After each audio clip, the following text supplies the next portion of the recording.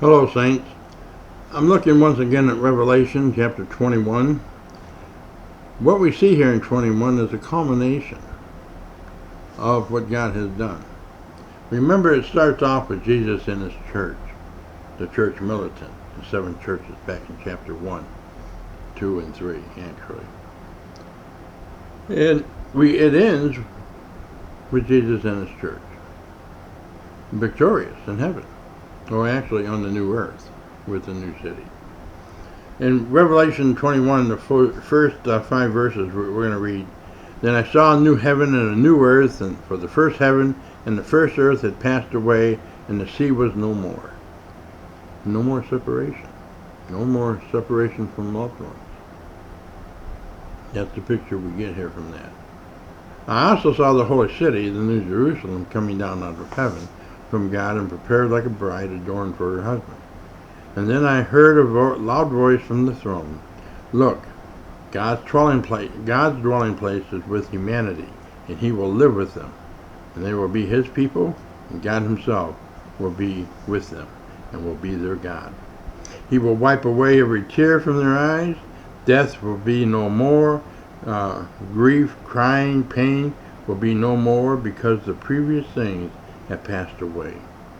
And God continues in verse 5 to say, Then the one seated on the throne said, Look, I am making everything new.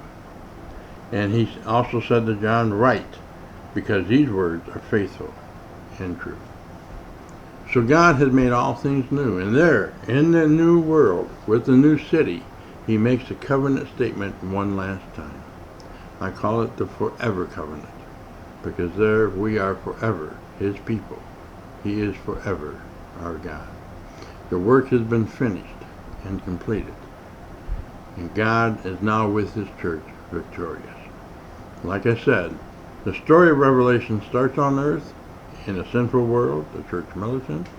It ends on earth, and the earth made new with the new city and the church victorious with their God. We have a hope in the future. We have things to know about Revelation that is not just about a story of grief and suffering, but that God taking back the world, making all things new, expunging sin from the cosmos. We know now that that's our hope in that new city with God. That's everything we're striving to. And we know through the 3 angels' messages, we know where our place is in this process at the end, as we share to enlarge the kingdom. It's not about our protection here on earth, but about enlarging the kingdom and preparing for God to take it back. We have our marching orders.